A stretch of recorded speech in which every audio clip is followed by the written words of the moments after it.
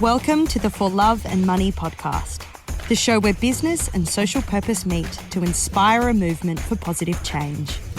Here's your host, Carolyn Butler Madden. Welcome to another episode of the For Love and Money podcast, a show where we share stories of businesses as a force for good and brands driving profit through purpose. I'm your host, Carolyn Butler Madden, and for today's show, we're going to do something a little bit different. I thought I would read out to you a chapter of my book, For Love and Money, How to Profit with Purpose and Grow a Business with Love. It is what the podcast became a spin-off of. And I wanted to share a chapter that when I wrote it, I got really emotional writing it. And that's why I want to share this chapter with you, because the point we're making when we talk about love in business, the point behind it all is that we can and we should, I believe, bring emotion into business, because if we are working for something that we care deeply about, that matters, that means something, then we're going to bring our best selves to the job at hand.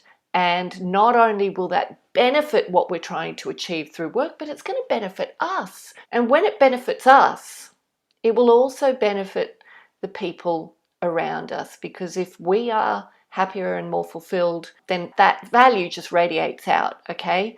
There's a positive energy that comes out of that. So with no further ado, I'm going to read you chapter 14 from the For Love and Money book. I hope you enjoy it. Chapter 14, The Purpose of Business, Part 2. It is never too late to be what you might have been. Quote from George Eliot.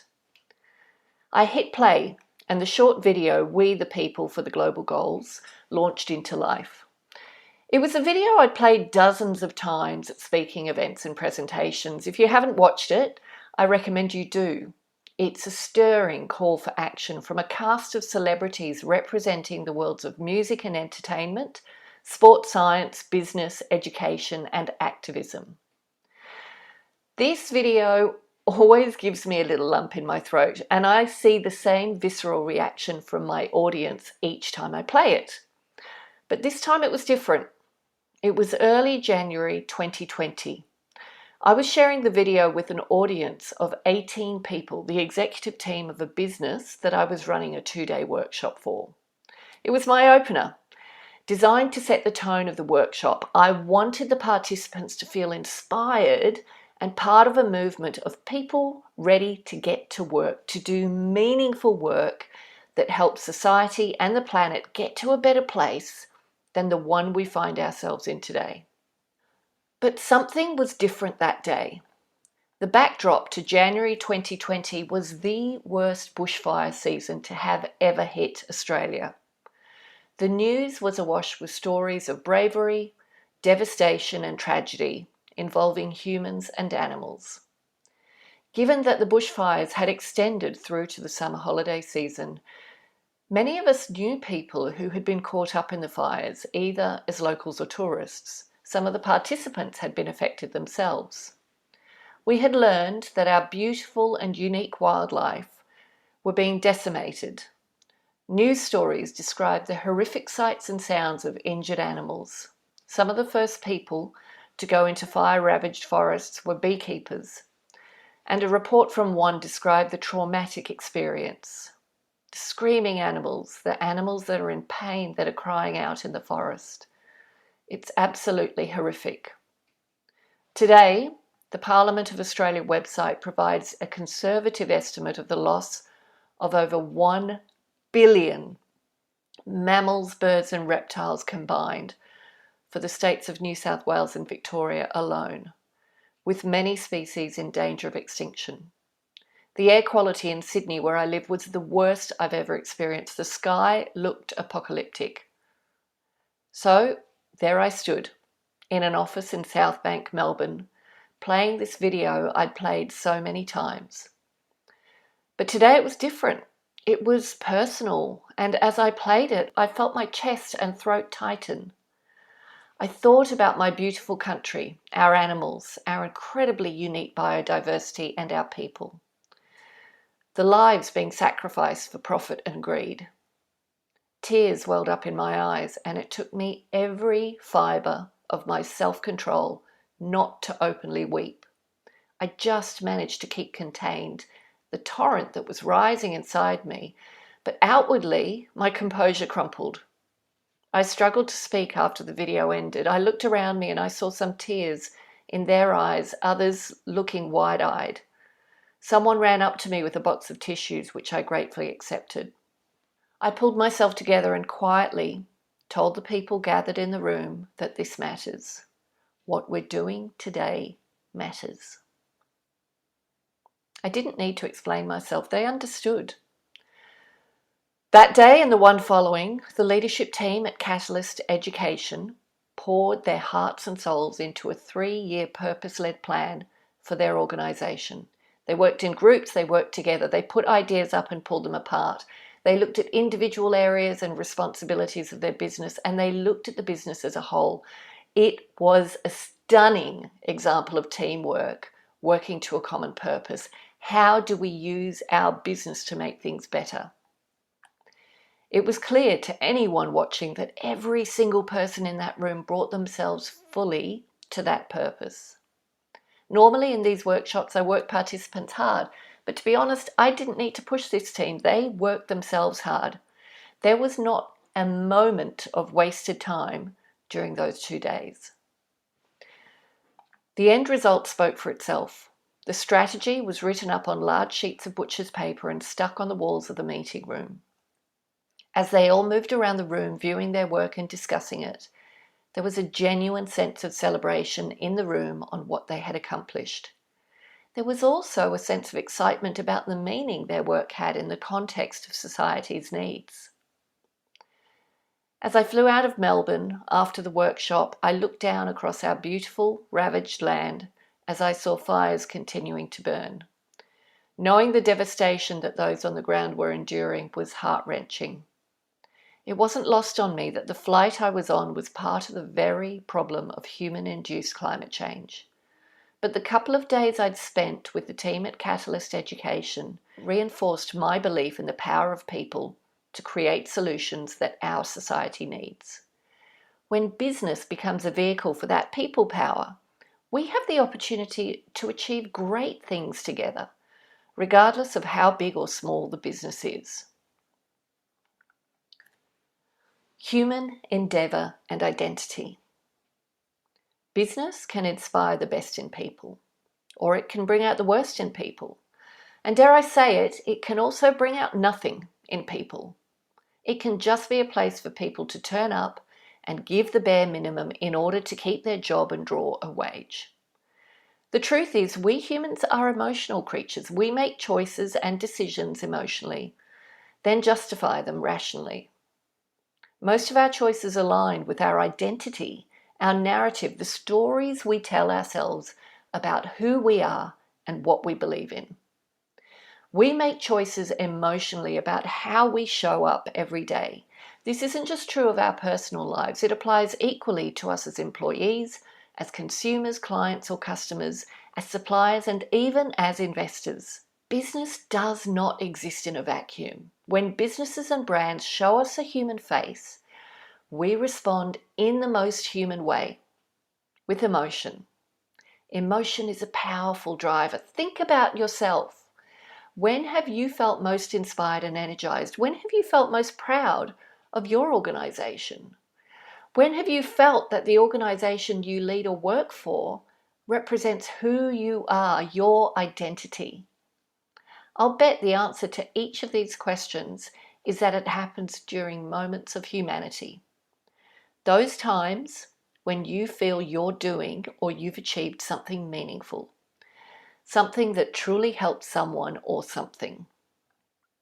These moments reinforce our identity, the part of our identity that we like to think we are or that we aspire to be, the best parts of our character.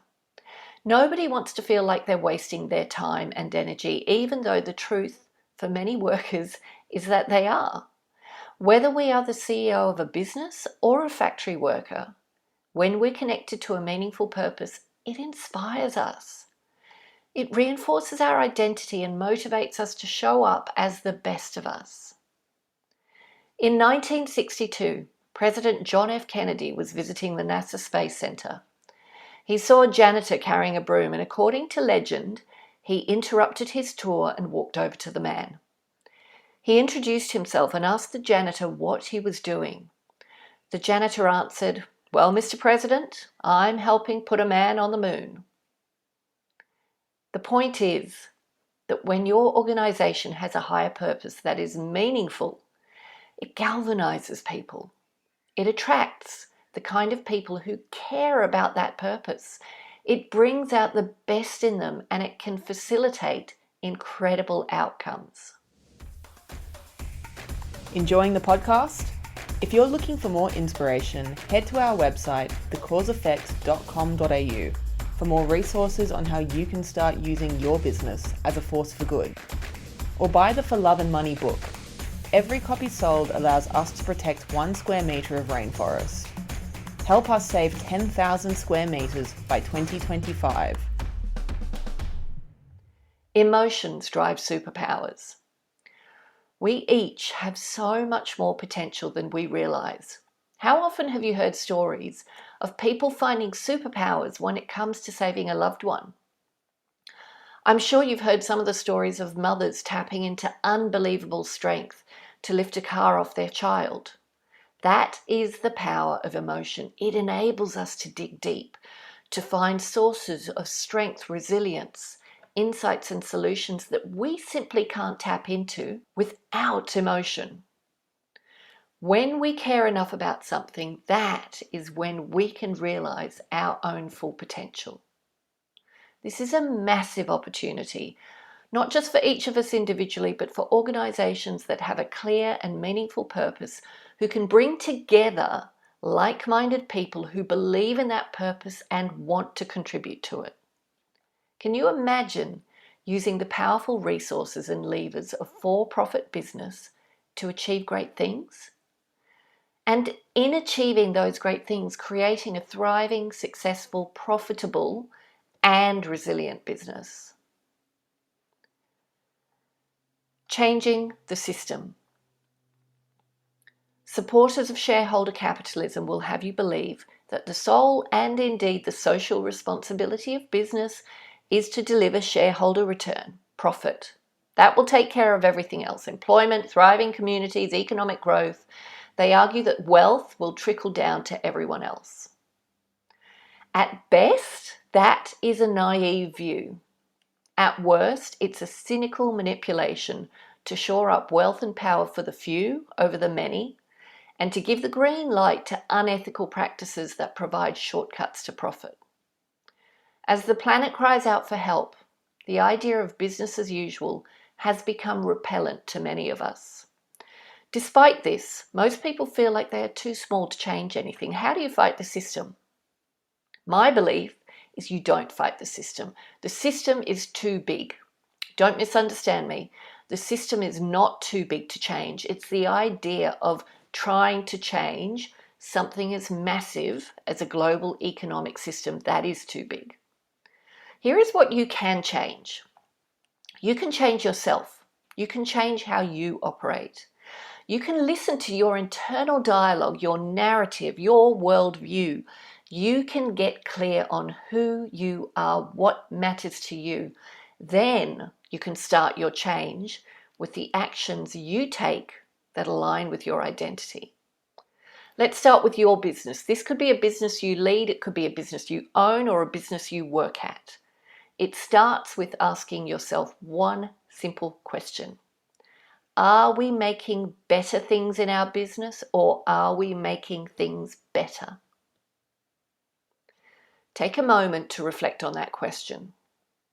I believe it's one of the most important questions each of us in business needs to give serious consideration to today. We're so caught up in the robotics of progress and delivering the next new shiny thing, the next innovation, the next thing that delivers on the customer need and gives us a competitive edge. But I wonder how often we actually ask ourselves, will this make things better for someone? The idea of need has become so manipulated today, and we simply accept it. Bottom line, The world needs solutions. Our planet needs solutions. Vulnerable members of society need solutions. In a post-pandemic world, there is a stark reality that we must all face. Governments are not equipped to solve these problems alone. Business can and must step up. Collaboration between all of our major institutions, business, government, NGOs and media, is essential to rebuilding our societies if we hope to thrive in the future. Some business leaders have recognised this and are stepping up and becoming the leaders we need. If there ever was a great need, it is that we stop manufacturing new needs and start looking at the true needs that are begging for solutions. So, how are you making things better? Is your business contributing to a real need? Does it have a social purpose? Is it acting as a force for positive change in society through and beyond its core products and services? Is it building movements for positive change, or is it just adding to the noise? In the 21st century, we need businesses that contribute to the genuine needs of society, not manufactured needs to simply drive the next innovation project. In the 21st century, we need businesses that are driven by the positive change they want to create in the world, not businesses whose sole motivation is to provide profit to shareholders. In the 21st century, we need leaders with vision and a clear and present sense of humanity. Leaders who care enough about humanity to show courage and strength, who will step up as societal leaders, not leaders who just want to maintain business as usual. As I said before, business does not exist in a vacuum. We are all members of society. So when society is in crisis as it is today, then how can we not embrace the idea of business as a part of that solution? Business is the very institution that harnesses the best minds to create solutions that generate economic wealth.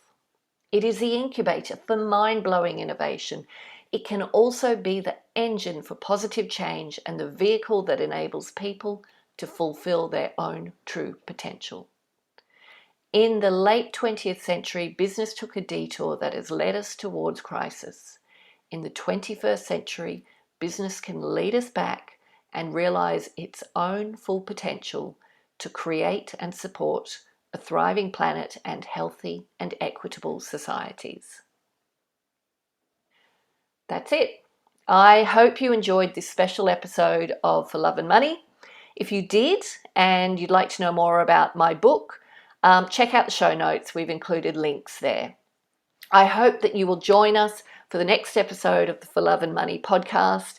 We have some incredible guests coming up over the next few episodes who are sharing their insights on their own path to purpose journey. So I hope you will continue to join us. Thank you, and see you on the next episode.